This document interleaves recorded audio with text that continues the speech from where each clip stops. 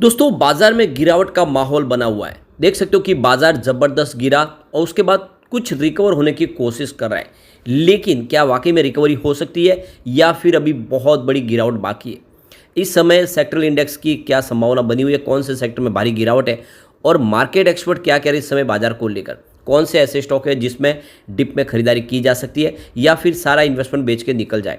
तो इन सारी बातों को समझेंगे और जो रीज़न है इस गिरावट के पीछे उसको डिस्कस करने की कोशिश करेंगे। सबसे जो बड़ी बात है कि लोगों को बहुत ज़बरदस्त नुकसान हुआ है, क्योंकि जब स्टॉक बढ़ता है तो भले ही बाजार में 1000 पॉइंट की तेज़ी हो, उनके पोर्टफोलियो में बहुत कम रिकवरी देखने को मिलती है। लेकिन जब गिरता है बाजार तो भले ही 500-600 पॉइंट गिरे, वो जो नुकसान है वो डबल हो जाता है। और यही सबसे बड़ी प्रॉब्लम है, बढ़ने में कम समय ज़्यादा लगता है लेकिन गिरने में बहुत कम समय लग जाता है। ऐसे में निवेशकों को क्या करना चाहिए जानने की कोशिश करेंगे इस वीडियो के माध्यम से। लेकिन फ्रेंड, उससे पहले अगर आप पहली बार हमारे चैनल पर आए तो चैनल को सब्सक्राइब कर दीजिए, एक बेल आइकॉन दबा दीजिए ताकि जब भी नया वीडियो बने पहला नोटिफिकेशन आपको मिले। वीडियो पसंद आए तो लाइक शेयर जरूर कीजिए। चलो फ्रेंड्स, वीडियो स्टार्ट करते हैं। मैं हूं आपका दोस्त एसपी दवे और हमारे अपने चैनल ऑनलाइन कमाई में आपका बहुत बहुत स्वागत है।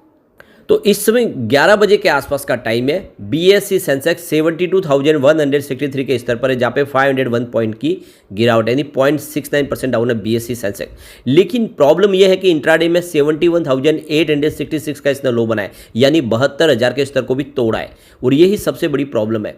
वैसे बाजार की जो शुरुआत है वो गिरावट के साथ ही हुई थी, लेकिन बड़ी गिरावट नहीं थी। लगभग 150 पॉइंट की गिरावट के साथ शुरुआत की थी, लेकिन वो गिरावट लगातार बढ़ी और ये देख सकते हो कि लगभग गिरावट है वो 700 पॉइंट के ऊपर तक चली गई। उसके बाद थोड़ी सी राहत जरूर है, लेकिन अभी भी दबाव बहुत ज़्यादा देखने को मिला है बाजार में। देखें तो इंडिया वीएक्स बहुत ज़बरदस्त बढ़ रहा है, कई रिकॉर्ड तोड़ इसने हाई बनाई है और ये बाजार के लिए शुभ संकेत नहीं है।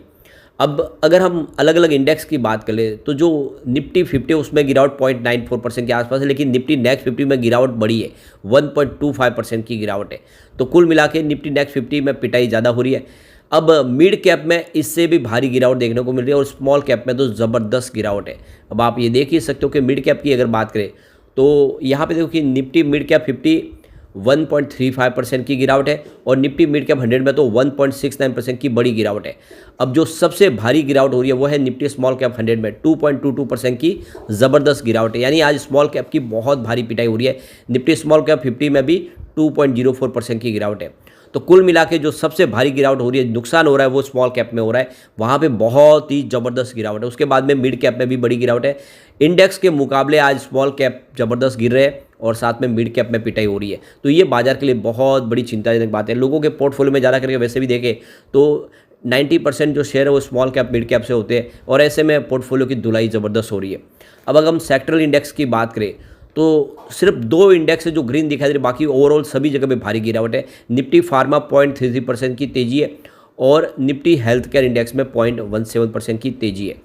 तो ये कुछ इंडेक्स है जो थोड़े से ठीक लगे। इसके पीछे वजह कि कोरोना का जो नया वेरिएंट इस समय आ रहा है, वो वेरिएंट की वजह से हेल्थ केयर सेक्टर में थोड़ा सा माहौल पॉजिटिव बनने लगा है। क्या इस कोरोना के वेरिएंट से कुछ प्रॉब्लम आगे जाके बढ़ सकती है, ये संभावना दिख रही है, उसकी वजह से थोड़ा सा हेल्थ केयर सेक्टर में माहौल दिख रहा है। बाकी ओवरऑल देखें तो जो भयंकर गिरावट है आज वो है निफ्टी ऑटो में 2.93% गिरा है और इसके पीछे टाटा मोटर्स का हाथ है। टाटा मोटर्स में रिजल्ट के बाद भारी गिरावट हुई है और निफ्टी ऑटो ज़बरदस्त पिटा है। और उसके बाद जो गिरावट है वो निफ्टी पीएसयू बैंक में 2.84% की बहुत बड़ी गिरावट देखने को मिल रही है। और बाकी भी अगर आप देखें तो सभी इंडेक्स में गिरावट है। मेटल में 1.50% की गिरावट है, निफ्टी रियल्टी में भी 1.92% की गिरावट है। ओवरऑल आप देख सकते हो कि सभी इंडेक्स आज गिरावट की चपेट में आ चुके हैं। अब आप देख सकते हो कि 30 में से सिर्फ 7 जो शेयर है इस समय आपको ग्रीन दिखाई देंगे, बाकी ओवरऑल आप देखें तो 23 शेयरों में भारी गिरावट देखने को मिल रही है। अब यहाँ पे देख सकते हो कि इस गिरावट के बीच में भी अगर देखें तो 45 ऐसे शेयर है जिन्होंने अपना 52 वीक का हाई बनाने, 1 साल के हाई पे चले गए और इसमें से अगर आप देखें तो 9 शेयर है जो अपने निचले स्तर पे चले गए। अब इस समय मार्केट की संभावनाओं को लेकर वाटरफील्ड एडवाइजर्स के विपुल भोवर का कहना है कि बाजार को मौजूदा लोकसभा चुनाव में नरेंद्र मोदी की नेतृत्व वाली एनडीए सरकार के आसानी से बहुमत हासिल करने की उम्मीद है। और जो मार्केट एक्सपर्ट है उनको उम्मीद है कि अगर एनडीए बहुमत हासिल कर लेता है तो देश में नीतिगत स्थिरता, निरंतरता और नए रिफॉर्म होंगे। लेकिन इस बात की भी चिंता है अगर वर्तमान सरकार को पर्याप्त बहुमत नहीं मिलता है तो बाजार में शॉर्ट टर्म में घबराहट पैदा हो सकती है। बाजार फिलहाल इसी स्थिति में बना हुआ है, जिसका मुख्य कारण है कि तीसरे चरण में भी जो मतदान है वो परसेंटेज काफ़ी कम हो रहे, और ये जो परसेंटेज कम हो रही है इससे लोगों को कई तरह के भ्रम हो रहे, कई तरह की टेंशन हो रही है कि अगर आने वाले समय बाजार में क्या संभावना बनेगी। तो ये देख सकते हो कि बाजार में दूसरे भी और रीजन जैसे कि महंगे वैल्यूएशन से जुड़ी चिंताएं भी है, बाजार में वॉलेटिलिटी बहुत ज़्यादा बढ़ी हुई है, तो इस समय निवेशकों को सावधानी बरतने की सलाह दी जा रही है। अब बाजार को लेकर जियोजित फाइनेंस सर्विस के विनोद नायर का कहना है कि भारतीय बाजार देख सकते हो कि फ्राइडे के दिन पॉजिटिव क्लोजिंग देने में कामयाब रहे थे। हालांकि बाजार में वैल्यूएशन महंगा होने और कम मतदान प्रतिशत को देखते हुए निवेशकों में मन में अभी भी घबराहट बनी हुई है, जिसके चलते बिकवाली देखने को मिल रही है। नेट इंटरेस्ट मार्जिन में भी गिरावट के संकेत और आरबीआई की रेगुलेटरी के कार्रवाइयों के चलते फाइनेंशियल शेयरों में कमजोरी देखने को मिल रही है। और दूसरी तरफ देखें तो दरों में कटौती में देरी, महंगाई से जुड़ी चिंताएं, कंपनियों के नतीजों में कमजोरी, महंगे वैल्यूएशन के कारण भी एफआईआई बाजार से बिकवाली कर रहे हैं। और अब बाजार की नज़र अमेरिकी महंगाई आंकड़ों के और चाइनीज इलेक्ट्रिक व्हीकल कंपनियों के आंकड़ों पे और अमेरिकी टैरिफ की कार्रवाई पर लगी हुई है नज़र। आज इंडिया वीआईएक्स देखे तो 21% इंट्राडे में बढ़ गया और ये कई सालों के रिकॉर्ड तोड़ ऊंचाई पे पहुंच गया। वैसे इस समय 14% के आसपास आपको दिखाई देगा इंडिया वीआईएक्स, और इसी वजह से जो वॉलेटिलिटी इंडेक्स है यह आप देखें तो ये बहुत ज़्यादा प्रॉब्लम क्रिएट कर रहा है। अब बाजार को लेकर जियोजित फाइनेंस सर्विस के वीके विजय कुमार का भी कहना है कि इस समय इंडियन मार्केट ओवर वैल्यूड दिखाई दे रहा है। दूसरे बाजारों के मुकाबले यहाँ पे वैल्यूएशन महंगी लग रही है और इसी वजह से जो एफआई है उनका रुझान यहाँ से थोड़ा सा निगेटिव बना है और जो निवेश है वो चाइनीज बाजारों में निकल रहा है, दूसरे और बाजारों में लगाने की कोशिश हो रही है, इससे पैसा काफ़ी ज़्यादा निकल रहा है। तो ये भी बाजार के लिए संभावना निगेटिव बनी हुई है।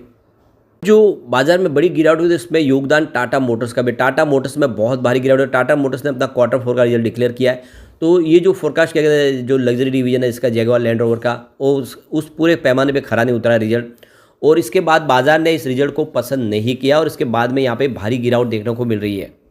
अब ब्रोकरेज फर्म नोमुरा ने देखे तो इसकी रेटिंग को थोड़ा सा डाउनग्रेड किया। पहले देखते हो कि बाय की रेटिंग थी उसको न्यूट्रल कर दिया। उसके पीछे वजह कि JLR का जो बिजनेस है वो अपने जो पैमाना रखा गया था उस पैमाने पे वो खरा नहीं उतरा, यानी जो अंदाजे से विपरीत थोड़ा सा रिजल्ट देखने को मिल रहा है।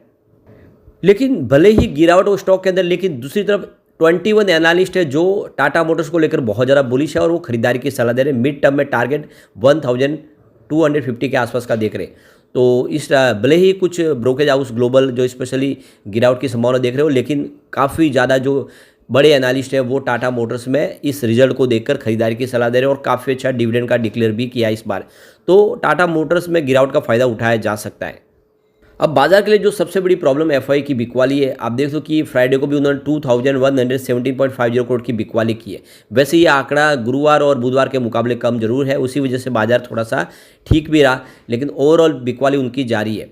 अब इसके बीच में सुमित बागड़िया ने 3 स्टॉक के अंदर खरीदारी की सलाह दी है कि इस गिरावट का फायदा उठा के आप निवेश कर सकते हैं या आने वाले समय अच्छा प्रदर्शन कर सकते हैं। तो सुमित बगड़िया की तरफ से जो पहला स्टॉक सजेस्ट किया वो है आइसर मोटर्स और टारगेट इसका दिया 4930 का टारगेट है। इसमें अगर आप सपोर्ट देखें तो 4485 के आसपास है और इसमें खरीदारी करनी चाहिए। 4708 के आसपास एक हर्डल है, इसको पार कर ले तो 4930 तक आराम से स्टॉक जा सकता है, खरीदारी की संभावना देखनी चाहिए। अब दूसरा स्टॉक जो सजेस्ट किया वो है जोमेटो और इसका जो टारगेट सेट किया 215 के आसपास, रजिस्ट्रेशन 201 का, इसको पार करते ही 215 देखने को मिल सकता है। तो यहाँ पे डिप में खरीदारी की सलाह और आने वाले समय एक बेहतर रिटर्न की उम्मीद की जा सकती है। तीसरा जो स्टॉक बताया वो है भारती एयरटेल का, जिसका टारगेट 1350 के आसपास दिया है, यानी 1350 का टारगेट है। स्टॉप लॉस आपको इसमें 1270 का लगाना है और खरीदारी करना है भारती एयरटेल में। तो भारतीय एयरटेल जितना डीप में मिले खरीदारी करिए। 3 स्टॉक सुमित बगड़िया की तरफ से सजेस्ट किया है, आप अपने हिसाब से निर्णय ले सकते हैं। लेकिन फ्रेंड, कोई भी इन्वेस्टमेंट करने से पहले अपने फाइनेंशियल एडवाइजर से ले ले या अपना खुद का रिसर्च करें, क्योंकि मैंने वीडियो आपके एजुकेशनल पर्पज़ के लिए ही बनाया। वीडियो पसंद आए तो लाइक से जरूर कीजिए और चैनल को सब्सक्राइब कर दीजिए। Thank you friend.